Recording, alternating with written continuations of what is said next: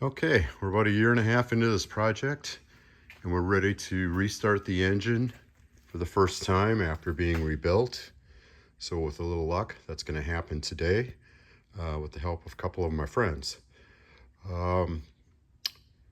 So I have got the #1 piston to top dead center and on the compression stroke, and there are other videos on YouTube that tell you how to do that, so I didn't make one for that.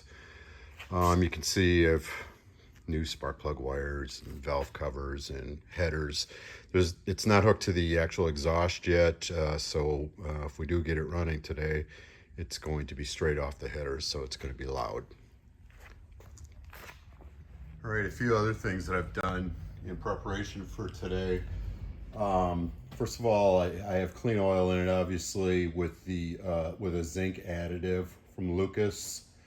I have primed the engine, so there's a tool I bought that goes down where the distributor goes, ties into the oil pump, and ran that with a drill and got oil coming up through all of the rockers. Okay, it's got new plugs, they're all gapped. New plug wires, new distributor rotor, new distributor cap. The radiator is the same, but I flushed that. The carburetor, actually this is a different carburetor than what was on it. The old one, I was going to rebuild myself, and I got into it and couldn't make heads or tails of it, so I sent it to a guy by the name of Harold Dems. That I found on YouTube, who does this every day, and when he got it, he referred to it as the Frankenstein carburetor, because it actually was parts from 3 different carburetors and not matching parts. So anyways, I ended up buying the appropriate carburetor on eBay, sent it straight to him. He completely rebuilt that, and there it is. On the inside of the car, you can see I put this insulation in, sound deadening and thermal insulation. Got this idea from another YouTuber, Time with Durbans, and the insulation came from insulationforless.com. So I put it in kind of piece by piece, cut them to fit, and I used this shiny duct tape, which matches really nicely, to tie it all together, and pretty pleased with how that's turned out. Put these portions of the dash back in last night, and the speedometer tachometer portion, that was a beast to get in there and get it all to fit properly. Go ahead and crank it once. I just want to see what happens.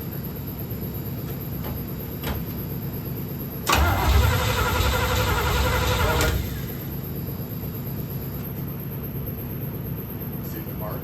I didn't see a flash. Oh. Okay, try it. That ain't supposed to happen. You ain't got gas in there, do you? Gas in the tank. Apparently I cranked it enough to pump gas from the tank to the carburetor at the front end. Here we go. See anything? Not a thing. Okay, here we go.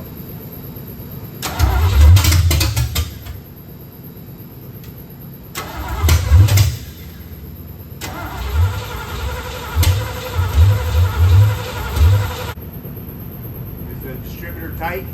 Yes. Well, you should be able to rotate it. It's snug, but not tight.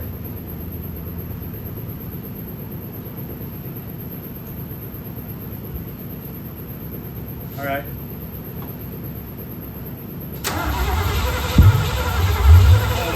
You got a fire underneath.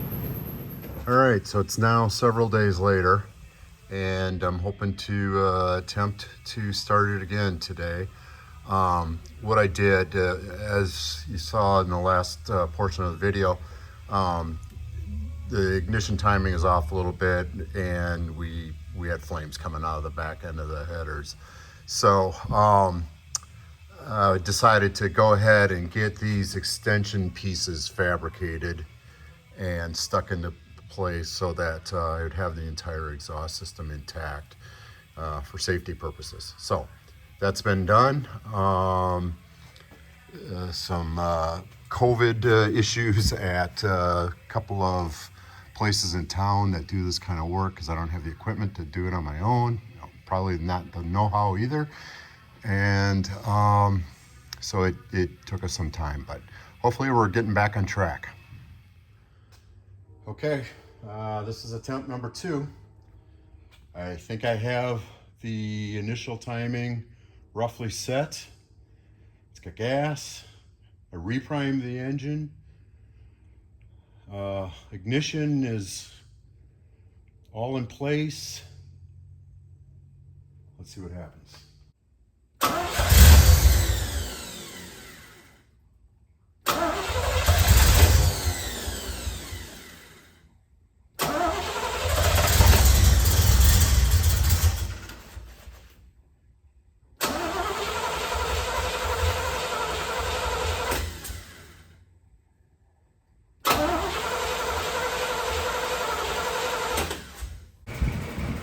Ready? Yep.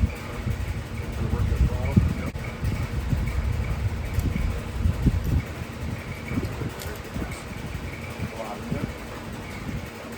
Go ahead and try it.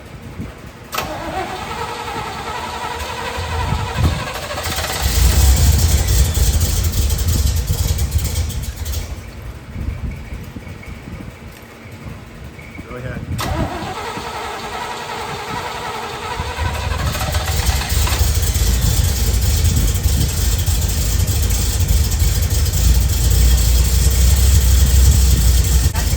We're way late on our timing.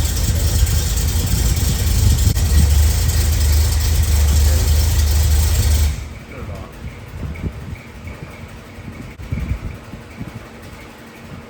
All right, try it again.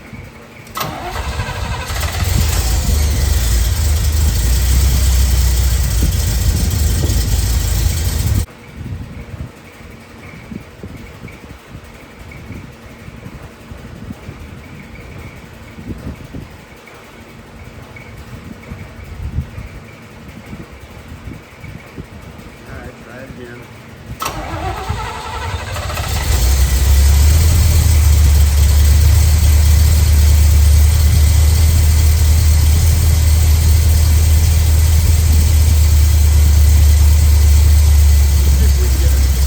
Let's see if we can get a timing light hooked up to it.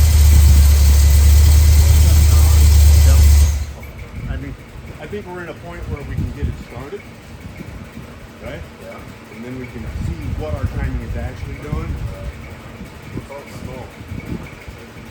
All the residual handprints and paint. Yep. Okay. It's pretty common for fresh.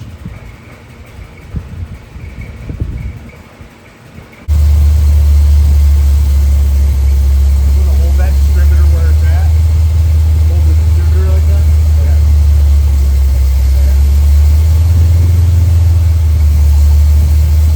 Twist it any further? The other way. The other way. More. Go any further? We're too off then. Really? Yep.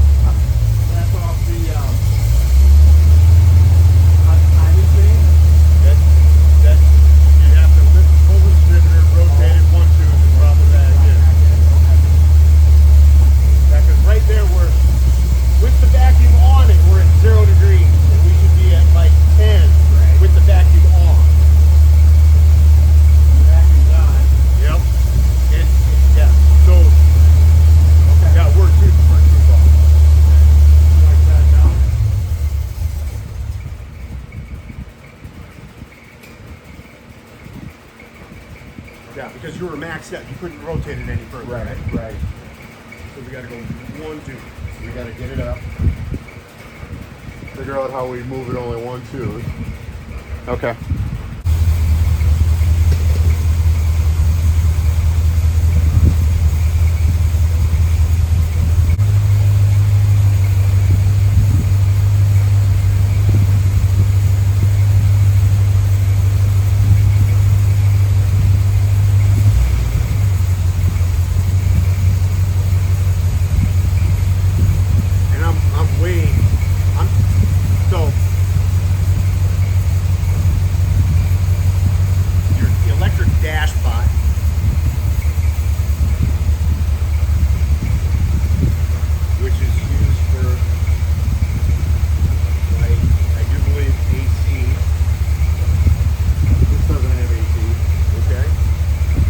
You know what? The carburetor guy may have told me that I don't actually even need it. Oh, really? Because you see how it wants to keep budging it out, right? Yeah. See that?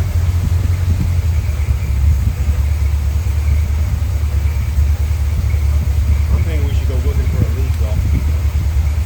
Underneath? Yeah. Coming right up in that corner, isn't it? It is. All right. So you want to shut it down and we'll lift it up?